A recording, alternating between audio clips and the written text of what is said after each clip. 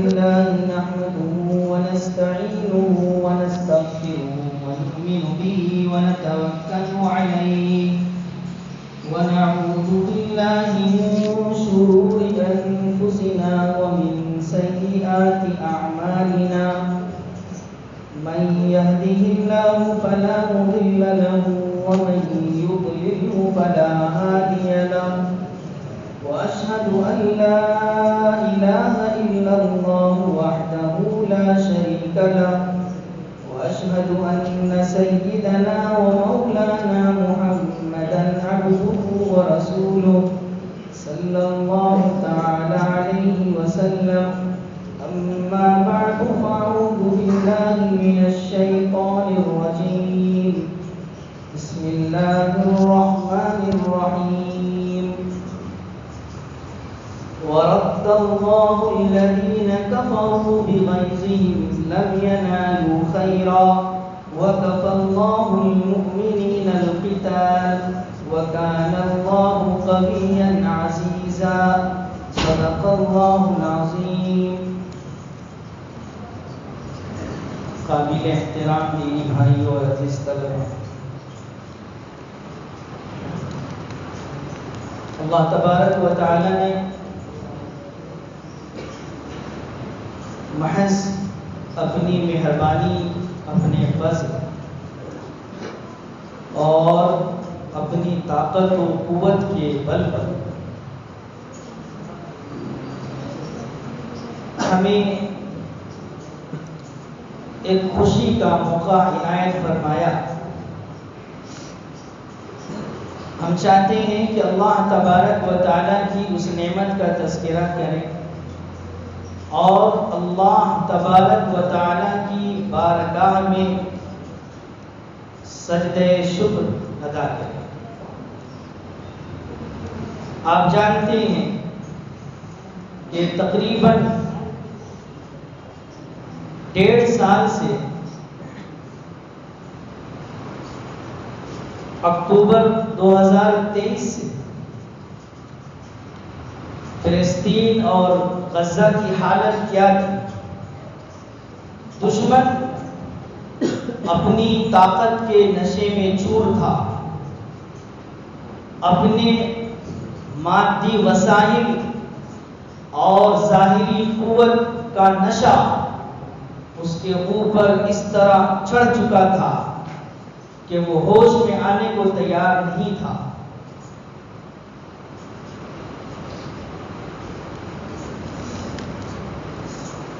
معصوم بچے بھٹک رہے تھے. اللہ کے بہت سے ایسے بندے جو اللہ پر ایمان نہیں رکھتے ہیں، ان بچوں کا خون ان سے بھی دیکھا نہیں جا رہا تھا. عورتوں کا حال کیا تھا؟ ان کو ان کے اپنی جگہوں سے، اپنی جائیداد سے، اپنے مکانات سے نکلنے پر مجبور کیا گیا اور بے سر و سامانی کے عالم میں جبکہ ان پر ظلم زیادتی بھی ہو رہی تھی، وہ ہر لحاظ سے ظاہراً کمزور تھے.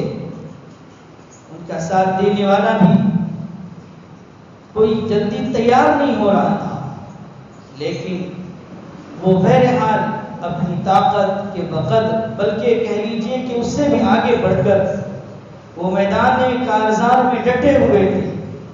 وہ باطل کا مقابلہ کر رہے تھے. انہیں اللہ کی طاقت پر یقین تھا. انہیں معلوم تھا کہ یہ اللہ کی طرف سے آزمائش ہے. وہ دن دور نہیں کہ کافر دم دبا کر بھاگے گا، فتح کا پرچم لہرائے گا، ہمیں عزت ملے گی، شان و شوکت ہمارا مقدر بنے گی، ہم ہی فاتح اور کامیاب ہوں گے، باطل ذلیل و خوار ہوگا. اللہ تبارک و تعالی نے فرمایا وَرَدَّ اللَّهُ الَّذِينَ كَفَرُوا بِغَيْظِهِمْ لَمْ يَنَالُوا خَيْرًا، کہ اللہ نے کافروں کو بھگا دیا، واپس کر دیا ان کے غصے کے ساتھ. غصے میں بھرے ہوئے ہیں، بھگایا اللہ نے ان کو وہاں سے. لم ينالوا خیرا، انہیں کوئی فائدہ وہاں حاصل نہیں ہوا. وَكَفَى اللَّهُ الْمُؤْمِنِينَ الْقِتَالَ، اور اللہ تبارک و تعالی جہاد میں مومنوں کے لیے کافی ہو جایا کرتے ہیں. اس آیت کو پڑھنے کے بعد اندازہ ہوتا ہے لگتا ہے ابھی آیت نازل ہو گئی کہ اللہ نے ان کو وہاں سے بھگا دیا. آپ جانتے ہیں کہ آیت غزوہ احزاب کے موقع پر نازل ہوئی، لیکن آپ یہ بھی جانتے ہیں کہ سبب نزول گرچہ خاص ہو، کسی خاص موقع پر آیت نازل ہوئی ہو، لیکن اس کے الفاظ کے عموم کا اعتبار ہوتا ہے. آپ اس پس منظر سے ہٹ کر اس آیت کو پڑھیے. وَرَدَّ اللَّهُ الَّذِينَ كَفَرُوا بِغَيْظِهِمْ، اللہ تبارک و تعالی نے کافروں کو ان کے غصوں کے ساتھ بھگایا وہاں سے. لم ینالوا خیرا، گئے تھے لڑنے کے لیے، ختم کرنے کے لیے، ان کی چیزوں کو حاصل کرنے کے لیے. لم ینالوا خیرا، کوئی فائدہ ان کو حاصل نہیں ہوا. اللہ تبارک و تعالیٰ نے اس طرح ذلیل اور رسوا کر کے ہمیں اور آپ کو آج شکر کا موقع. اللہ تبارک و تعالیٰ فرماتے ہیں یا ایھا الذین آمنوا اذکروا نعمت اللہ علیکم اذ جاءتکم جنود فارسلنا علیہم ریحا وجنودا لم تروها. اس وقت کو اللہ کی اس نعمت کو یاد کرو کہ جب کافروں کا، دشمنوں کا لشکر حملہ آور ہو گیا تھا، اللہ تبارک و تعالیٰ نے تمہاری مدد کی. اس وقت اللہ نے اپنی نعمت کو بیان کر رہے ہیں. لہٰذا آج ہمیں اللہ تبارک و تعالیٰ کی اس نعمت کو یاد کرنا ہے اور اس کا شکر ادا کرنا ہے. میرے بھائیوں، جو بھی جنگ جیتی جاتی ہے وہ ظاہری طور پر دو اسباب ہیں. ایک ظاہری سبب ہے جس کو میں دوسرے درجے پر رکھوں گا، اور ایک حقیقی اور اصلی سبب ہے جو نمبر 1 پر ہوگا. ایک جو ظاہری سبب یعنی جو دنیاوی طاقتیں ہیں، دنیا میں جو جنگ کی آلات ہیں، ہتھیار ہیں، جو چیزیں ہیں، ان سے لیس ہونا، اور ساتھ ہی ساتھ دوسری جو بڑی اور اہم وجہ ہے کسی بھی جنگ میں کامیابی حاصل کرنے کی، وہ ہے اللہ تبارک و تعالیٰ کی ذات پر یقین، اللہ کے فیصلے پر راضی رہنا، اللہ کے حکم کے مطابق اس کو انجام دینا. اللہ تبارک و تعالیٰ کا ارشاد ہے وَإِذَا لَقِيتُمْ فِئَةً فَاثْبُتُوا وَاذْكُرُوا اللَّهَ كَثِيرًا لَعَلَّكُمْ تُفْلِحُونَ. جب مقابلہ ہو جائے کافروں سے تو بھاگو نہیں. وَإِذَا لَقِيتُمْ فِئَةً فَاثْبُتُوا، جم جاؤ، میدان کے اندر اپنے قدم کو جما دو، بزدل نہ بنو. ان کی طاقتوں سے، ان کی ظاہری قوتوں سے، ان کی شان و شوکت سے مرعوب ہونے کی ضرورت نہیں ہے. جم جاؤ. اور پھر فوراً کہا وَاذْكُرُوا اللَّهَ كَثِيرًا، کہ کبھی ایسا نہ ہو کہ اپنی مادی طاقت پر، وسائل پر، ظاہری اسباب پر تمہیں پورا یقین ہو جائے. ایسا نہیں، بلکہ وَاذْكُرُوا اللَّهَ كَثِيرًا، اللہ کو کثرت سے یاد رکھو اس موقع پر. یہ باطنی طاقت ہے. یہ طاقت ہمارے پاس ہوگی تو ہمارے قدم ثابت ہوں گے، میدان سے ہم بھاگیں گے نہیں، ہم کافروں کا ڈٹ کر مقابلہ کریں گے. ظاہری لحاظ سے اگر ہماری طاقت کچھ کمزور ہو، ظاہری لحاظ سے ہم اسباب و وسائل میں پیچھے ہوں، لیکن اگر یہ چیز ہمیں حاصل ہے تو میدان میں ہم ثابت قدم رہیں گے، ان سے مرعوب نہیں ہوں گے، ہم ان سے خوف نہیں کھائیں گے. اور اس کی مثال موجود ہے غزوہ بدر میں. اچھا، اب میں آگے بڑھوں سے پہلے اور دوسری طرف کہ جب بھی اگر ہم اپنے وسائل پر اور اپنی مادی چیزوں پر، جنگی ہتھیار اور آلات پر بھروسہ کر بیٹھیں گے، اپنی تعداد پر ہمیں بہت زیادہ اعتماد ہو جائے گا، تو پھر ایسی صورت میں حاصل یہ ہوا کہ ہم نے ظاہری اسباب اور آلات اور چیزوں کو اہمیت زیادہ دے دی اور ہم اس پر ڈیپینڈ ہو گئے، اس لیے نتیجہ اس کے برعکس بھی ہو سکتا ہے۔ دونوں کی مثالیں ہمارے یہاں موجود ہیں۔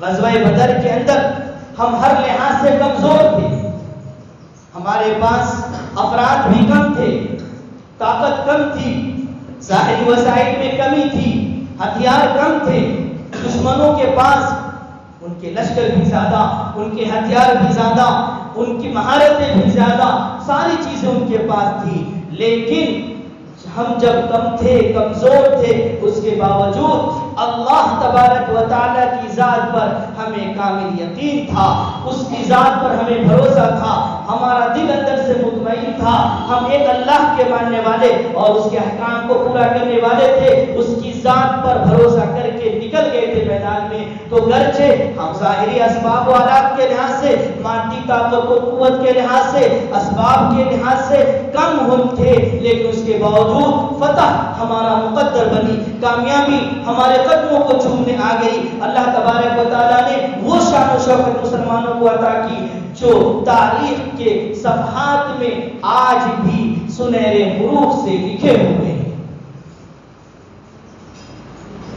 لیکن آپ جانتے ہیں کہ غزوہ حنین کے موقع پر، فتح مکہ کے بعد حنین کا واقعہ پیش آیا، فتح مکہ فتح ہو چکا تھا، اسلام طاقتور ہو چکا تھا، لوگ بڑی تعداد میں اسلام میں داخل ہو رہے تھے۔ فتح مکہ کے بعد اس غزوے کا واقعہ پیش آیا، اس جنگ کا واقعہ پیش آیا۔ اس وقت مسلمانوں کی تعداد بہت زیادہ تھی، 10,000 تو صرف وہ لوگ تھے جو مدینے سے گئے ہوئے تھے، اس کے باوجود، اس کے علاوہ مکہ کے بھی بہت سے ایسے لوگ جو اب مسلمان ہوئے تھے وہ بھی شریک ہو گئے تھے، اور بھی کچھ لوگ شریک ہو گئے تھے۔ یہ مجموعی طور پر مختلف روایات کے مطابق 16,000 کا یہ لشکر تھا۔ دشمنوں کا لشکر 3-4 ہزار مشکل سے۔ ظاہر ہے کہ اس جنگ میں مسلمانوں کی تعداد جتنی ہے، بہت کم ایسا ہوا کہ اتنی بڑی تعداد مسلمانوں کی کسی جنگ میں تھی، اور دشمن مغلوب ظاہری لحاظ سے۔ اب ایسے موقع سے جب ہم 16,000 15,000 ہو اور دشمن 2-3 ہزار ہو، تو ظاہر ہے دل میں کچھ نہ کچھ خیالات ایسے آ ہی جاتے ہیں کہ ہم کامیاب ہو جائیں گے، دشمن کو ہم زیر کر لیں گے، دشمن مغلوب ہوگا، ہم غالب ہوں گے، اس طرح کے خیالات آ جاتے ہیں۔ اور ایسا ہی ہوا کہ غیر اختیاری طور پر اس طرح کے خیالات حضرات صحابہ رضوان اللہ تعالی علیہم اجمعین کے ذہن و دماغ کے اندر آ گئے۔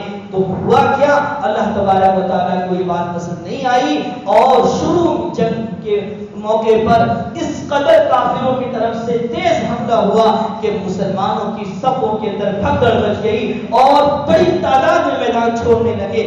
آتا ہے کہ 10 یا 16 صرف رک گئے تھے جو بڑے صحابہ تھے حضور علیہ السلام کے پاس، لیکن بعد میں پھر نقشہ پلٹا۔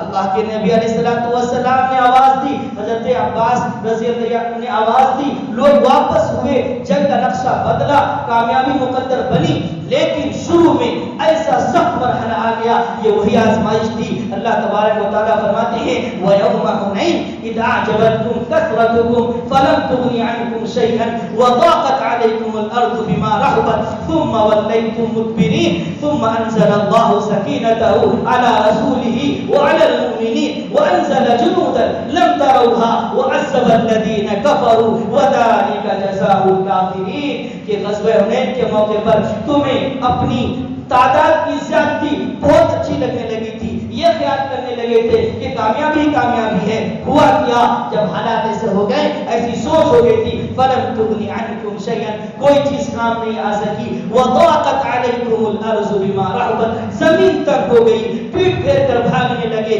سوچو، یاد رکھو، اپنے مادی طاقت پر، ظاہری وسائل پر، اسباب پر، افراد کی کثرت پر کبھی اعتماد نہیں کرنا، کبھی توکل نہیں کرنا، ڈیپینڈ نہیں ہونا۔ اگر کامیابی ہوتی ہے تو ہماری طرف سے ہوتی ہے۔ ہم نے تم کو 300 جب تھے تب ہم نے کامیابی دے دی تھی، اس کے علاوہ مختلف جنگوں کے موقع پر اللہ تبارک و تعالیٰ نے کم تعداد ہونے کے باوجود کامیابی دی، لیکن جب زیادہ تعداد ہماری تھی، جب ہمارے دلوں میں ایسی بات پیدا ہو گئی، جب تھوڑی دیر کے لیے غیر اختیاری طور پر ظاہری چیزوں پر ہم نے توکل کیا، نقشہ پلٹ گیا اور اللہ تبارک و تعالیٰ کی طرف سے تنبیہ آ گئی۔ اس سے مجھے بتانا یہ ہے کہ جو دو سبب ہیں اس میں بنیادی اور اہم سبب اللہ کی ذات پر بھروسہ، اللہ کی ذات پر یقین، اور جو طریقہ اللہ تبارک و تعالیٰ نے اپنے پیغمبر صلی اللہ علیہ وسلم کے واسطے اور ذریعے سے ہمیں بتایا، اس کو اپنانا، اس کے مطابق چلنا۔ جب یہ چیزیں ہمارے پاس ہوگی تو گرچہ ظاہری لحاظ سے ہم کمزور ہوں گے، مگر فتح اور کامیابی یقیناً ہمارا مقدر بنے گی۔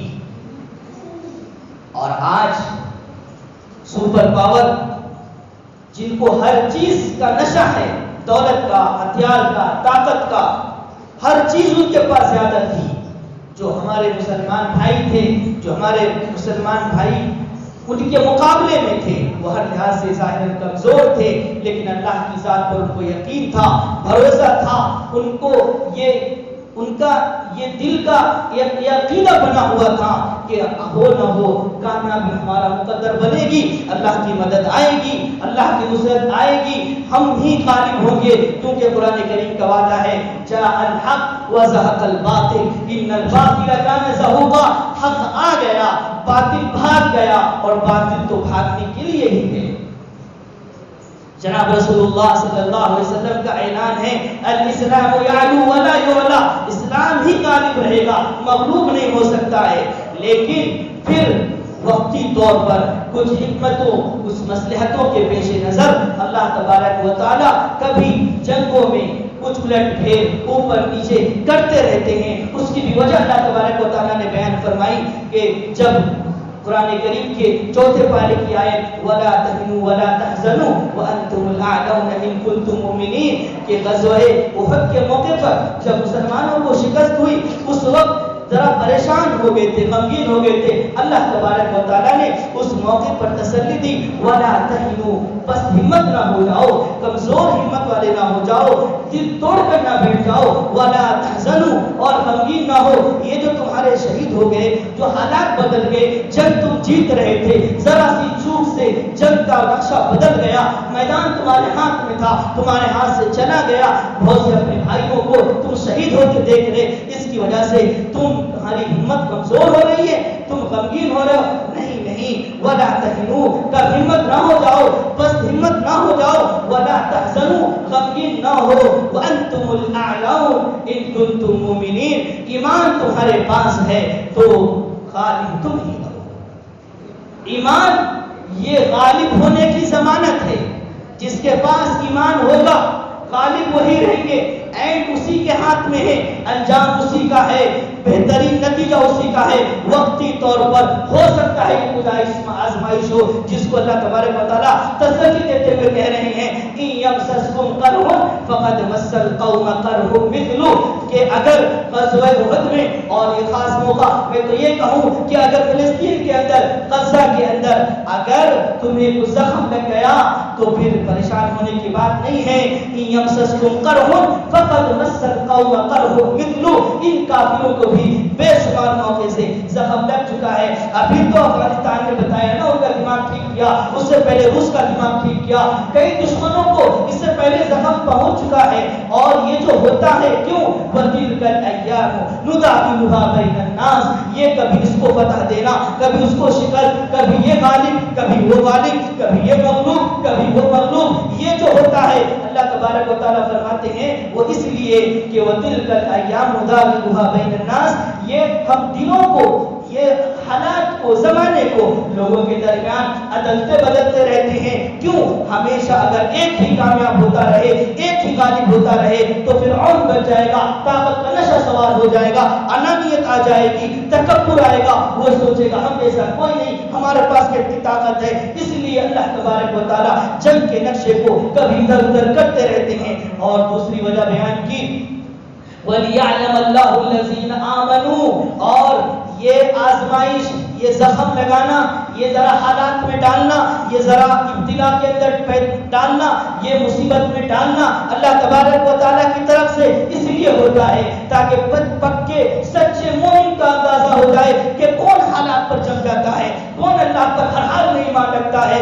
کون اللہ کو اپنا رب مانتا ہے۔ ورنہ تو قرآن کہتا ہے وَمِنَ النَّاسِ مَن يَعْبُدُ اللَّهَ عَلَى حَرْفٍ فَإِذَا أَصَابَهُ خَيْرٌ اطمأن بِهِ وَإِذَا أَصَابَتْهُ فِتْنَةٌ انقلب عَلَى وَجْهِهِ کہ لوگوں میں کچھ وہ بھی ہیں جو اللہ کی عبادت تو کرتے ہیں لیکن کنارے کنارے پر وہ رہتے ہیں، اگر اچھائی خوشحالی اور بہتری آتی ہے تو خوش رہتے ہیں، اور اگر حالات آ گئے تو الٹے پاؤں واپس ہو جاتے ہیں۔ یہ بھی دیکھنا تھا اللہ تبارک و تعالیٰ کو کون میرا پکا بندہ ہے، کون سچا بندہ ہے، کون واقعی ایمان والا ہے۔ وَلِيَعْلَمَ اللَّهُ الَّذِينَ آمَنُوا ایمان والے کو جانچ پرکھ کر دیکھنا تھا کہ کون اس مصیبت کے وقت میں ثابت قدم رہتا ہے۔ فلسطین اور غزہ کے لوگوں نے، حماس کے جانباز مجاہدوں نے یہ بتا دیا کہ اے اللہ ہم واقعی آپ پر ایمان رکھنے والے ہیں، ہم قدم ڈگمگانے والے نہیں ہیں، حالات کچھ بھی ہو جائے رب آپ ہی ہیں، آپ کے علاوہ کوئی رب نہیں ہے،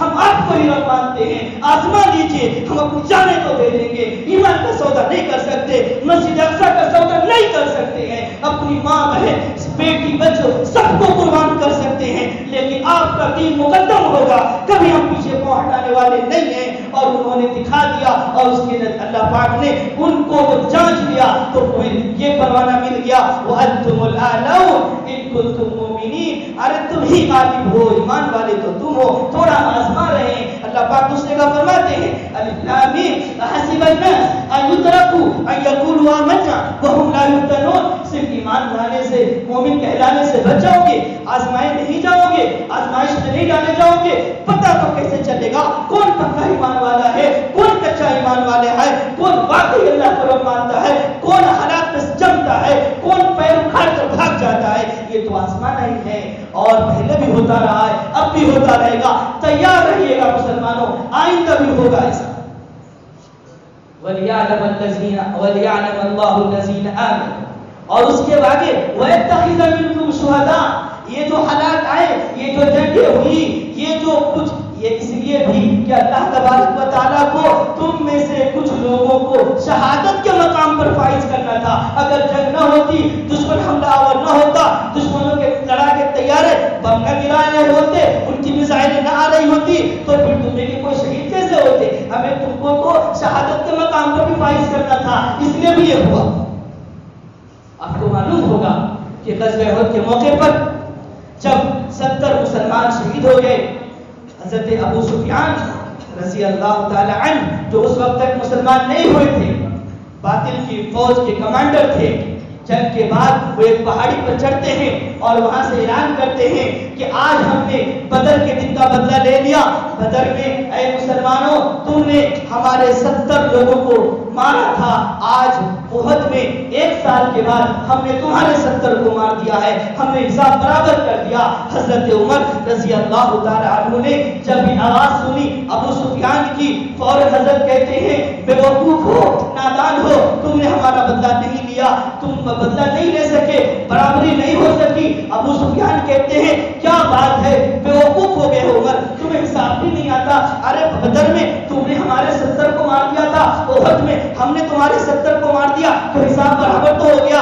حضرت عمر رضی اللہ تعالیٰ عنہ فرماتے ہیں نہیں، حساب برابر ہوا کیسے، ارے نادان تیرے جو 70 تھے وہ تو جہنم میں چلے گئے، میرے 70 جنت میں چلے گئے، کہاں سے حساب برابر ہو گیا؟ وَيَتَّخِذَ مِنكُمْ شُهَدَاءَ، یہ حالات اس لیے بھی آئے کہ کچھ لوگوں کو شہادت کے مقام پر فائز کرنا تھا۔ وَاللَّهُ لَا يُحِبُّ الظَّالِمِينَ، اس کے بعد ہے وَلِيُمَحِّصَ اللَّهُ الَّذِينَ آمَنُوا، یہ حالات اس لیے بھی آتے ہیں، یہ جنگیں اس لیے بھی ہوئی، ابتلا اور آزمائش اس لیے بھی کہ تاکہ مومنوں کو اللہ تبارک و تعالیٰ نکھار دے، مضبوط کر دے، ایمان کے لحاظ سے، عقیدے کے لحاظ سے، عمل کے لحاظ سے۔ وَلِيُمَحِّصَ اللَّهُ الَّذِينَ آمَنُوا، اور وَيَمْحَقَ، کیوں کہ حالات کے بعد ہی انسان جب آگ کی بھٹی سے جب سونا گزرتا ہے تو اس کے اندر چمک آتی ہے، اسی کو حالات سے گزرنے کے بعد انسان کے عقیدے، ایمان، اعمال پختہ ہوتے ہیں، اور مضبوطی آتی ہے. تو اس لیے بھی یہ حالات آتے ہیں کہ وَلِيُمَحِّصَ اللَّهُ الَّذِينَ آمَنُوا کہ اللہ تبارک و تعالیٰ نے یہ حالات اس لیے پیدا کیے تاکہ ایمان والوں کو نکھار دے وَيَمْحَقَ الْكَافِرِينَ اور باطلوں کو منیامٹ کر دے. یہ کبھی وہ لوگ غالب آ جاتے ہیں ظاہری طور پر, وہ کامیاب نظر آتے ہیں, وہ اس لیے کہ ان کا انجام اور ان کا اینڈ بہت برا ہونے والا ہوتا ہے. اللہ تبارک و تعالیٰ انہیں وقتی طور پر, عارضی طور پر, ٹیمپرری اس سے غالب کر دیتے ہیں. کیوں؟ جب اسے غالب کر دیں گے تو اس کی ہمت بڑھے, وہ اور نشے میں آئے گا, اور چور ہوگا نشے میں, اور اپنی طاقت کا ڈھنڈورا پیٹے گا, اور اپنے اسباب و وسائل پر اسے یقین بڑھے گا, اور پھر وہ دوبارہ میدان میں آئے گا. جب دوبارہ میدان میں آئے گا اس کی گردن توڑ کے رکھ دیں گے جیسا کہ ابھی توڑ کے رکھ دیا. دم دبا کر بھاگ گئے, ٹک نہیں سکے میدان میں. جن کو طاقت کا نشہ تھا, گھمنڈ تھا, غرور تھا, سب اللہ تبارک و تعالیٰ نے مٹا دیا. وَيَمْحَقَ الْكَافِرِينَ یہ اس لیے ہوتا ہے کہ اللہ تبارک و تعالیٰ کافروں کو ملیامٹ کر دے, ان کے نام و نشان کو ختم کر دے. یہ اسی وقت ہوگا جب کبھی کبھی وہ جنگ جیتیں گے ظاہراً, تو پھر وہ اور میدان میں آئیں گے. جب اور میدان میں ایسا ہوا وہ ایک دانہ ڈال دیا پرندے کو اور وہ کھانے کی لالچ میں آیا, پکڑ لیا اس کو. یہ وہی ہو گیا. ایسے ہی تو ہوا نا جائے اور کچھ یہی ہوا. میرے بھائیوں, اللہ کی طاقت کو چیلنج کرنا اور اپنی طاقت کے نشے کو ختم نہ کرنا اور ایمان اور مسلمانوں کو, اسلام کو ختم کرنے کی کوشش کرنا, یہ ایک جنون ہے, یہ پاگل پن ہے. اللہ کا یہ دین کبھی ختم نہیں ہو سکتا. باطل کو یہ سمجھ لینا چاہیے کہ تم لاکھ کوشش کر لو اور یہ کوشش ہو رہی ہے, روز ازل سے ہو رہی ہے, قیامت تک ہوتی رہیں گی, لیکن ساتھ ساتھ اللہ کا اعلان ہے یریدون ان یطفئوا نور اللہ بافواہہم ویأبی اللہ الا یتم نورہ ولو کرہ الکافرون کہ یہ چاہتے رہیں اسلام کو ختم کر دینا, ختم ہو نہیں سکتا ہے. لہذا اللہ کی طاقت کو چیلنج نہ کرو, اللہ کے غصے کو دعوت نہ دو. اللہ تبارک و تعالیٰ فرماتے ہیں افبعذابنا یستعجلون کیا میرے عذاب میں جلدی مچاتے ہو, میرے عذاب کو جلدی چاہتے ہو. افرأیت ان متعناہم سنین بتاؤ تو صحیح اگر چند سال تک اگر تمہیں ہم نفع پہنچائیں, عیش و آرام کی زندگی گزارو چند سال تک, اس کے بعد ثم جاءهم ما كانوا يوعدون پھر وہ عذاب جس کا وعدہ کیا جا چکا ہے اگر وہ آ جائے تو کیا ہے آیت ما اغنى عنهم ما كانوا يمتعون تو جس عیش و آرام کے اندر یہ پڑے تھے یہ ان کو کام نہیں آ سکتا ہے, اللہ کے عذاب سے بچا نہیں سکتا ہے. اس لیے اللہ کے عذاب کو چیلنج نہ کرو, اللہ کے غصے کو دعوت نہ دو, اللہ کے دین کو پھلنے دو, پھولنے دو, آگے بڑھنے دو. جو اللہ کے دین پر عمل کر رہے ہیں, اللہ کے احکام کو نافذ کر رہے ہیں, اللہ کے دین اور اس کے ماننے والے کو آپ ذرا بھی چیلنج نہ کرو, ورنہ اللہ وہی ہے جو پہلے تھا, اب بھی ہے, آئندہ بھی رہے گا. اس کی طاقت وہی ہے, اس کی قدرت وہی ہے. اگر کبھی کسی وجہ سے اس کی طاقت کا ظہور نہیں ہو رہا ہے, اگر وہ گرفت نہیں کر رہے ہیں, کہتے ہیں وَرَبُّكَ الْغَفُورُ ذُو الرَّحْمَةِ اللہ تبارک و تعالیٰ بڑے بخشنے والے, بڑے رحم کرنے والے ہیں. لَوْ يُؤَاخِذُهُم بِمَا كَسَبُوا لَعَجَّلَ لَهُمُ الْعَذَابَ کہ اللہ تبارک و تعالیٰ تو بخشنے والے, بڑے رحم کرنے والے ہیں, ورنہ اگر لوگوں کے کرتوت کی بنا پر اللہ تبارک و تعالیٰ پکڑ لے لَعَجَّلَ لَهُمُ الْعَذَابَ فوراً ان پر عذاب بھیج دیں. اور فَلَهُمْ مَوْعِدٌ لَن يَجِدُوا مِن دُونِهِ مَوْئِلًا ان کے پکڑ کا وقت, جس وقت میں کس کو پکڑنا ہے وہ وقت اللہ کا مقرر ہے. فَلَهُمْ مَوْعِدٌ ان کی پکڑ کا وقت مقرر ہے. لَن يَجِدُوا مِن دُونِهِ مَوْئِلًا اس پکڑ کے وقت کے مقابلے میں پھر انہیں کوئی پناہ کی جگہ نہیں ملے گی. جب پکڑ آ جائے گی بچ نہیں سکتے ہیں, آ چکی ہے پکڑ, اشارہ کر رہا ہوں. یہ کوئی پہلی مرتبہ نہیں, قوم شعیب کے ساتھ بھی حالات ایسے ہوئے, نبی کو نہیں مانا, نافرمانی کی, اللہ کی بات نہیں مانی. فَأَخَذَهُمْ عَذَابُ يَوْمِ الظُّلَّةِ قرآن کہتا ہے صاحبان والے دن کا عذاب کو آ پکڑا. ہوا کیا تھا یہ اجمال ہے, تفصیل یہ ہے کہ وہ قوم جہاں آباد تھی بہت سرسبز و شاداب جگہ تھی, وہ جب ان کو بہت گھٹن ہوئی, بہت گرمی محسوس ہوئی تو اپنے وہ باغات کی طرف اور اپنی سرسبز و شاداب جگہوں کی طرف نکلے. آسمان سایہ کرتا ہوا نظر آ رہا تھا, وہ خوش ہو گئے کہ گھر کے اندر بڑی گرمی ہو رہی تھی، وہاں پہنچ گئے کہ ٹھنڈک حاصل ہو جائے گی. جیسے وہاں پہنچے آسمان سے آگ کی بارش برسات کی، سب جل کر راکھ ہو گئے، سب جل کر راکھ ہو گئے. ہو رہی ہے آگ کی بارش، ہو رہی ہے. چیلنج نہ کرو، نہ کرو اللہ کی طاقت کو چیلنج. بل لہم موعد لن یجدوا من دونہ موئلا، جب پکڑ کا وقت آ جائے گا بھاگنے کی جگہ نہیں ملے گی. وَتِلْكَ الْقُرَىٰ أَهْلَكْنَاهُمْ لَمَّا ظَلَمُوا وَجَعَلْنَا لِمَهْلِكِهِمْ مَوْعِدًا. اور یہ سب بستیاں ہیں کہ جب ظلم ان کا حد سے آگے بڑھ گیا، شرارتیں بڑھ گئی، زیادتی بہت ہو گئی، پکڑ لیا ہم نے. وَجَعَلْنَا لِمَهْلِكِهِمْ مَوْعِدًا، اور ان کی ہلاکت کا ایک وقت مقرر کر رکھا ہے، اس وقت پہ تباہ کر دیے جائیں گے. اللہ کی طاقت بہت بڑی ہے. اللہ تبارک و تعالیٰ فرماتے ہیں وَكَانَ اللَّهُ قَوِيًّا عَزِيزًا، بہت غالب ہے، زبردست ہے، مت ٹکراؤ اللہ کی طاقت سے. اور اللہ کے ماننے والے بندوں کو آزادی کے ساتھ اس زمین پر جینے دو، فساد نہ مچاؤ، پریشان نہ کرو، ورنہ کتنی ذلت تم دیکھ رہے ہو.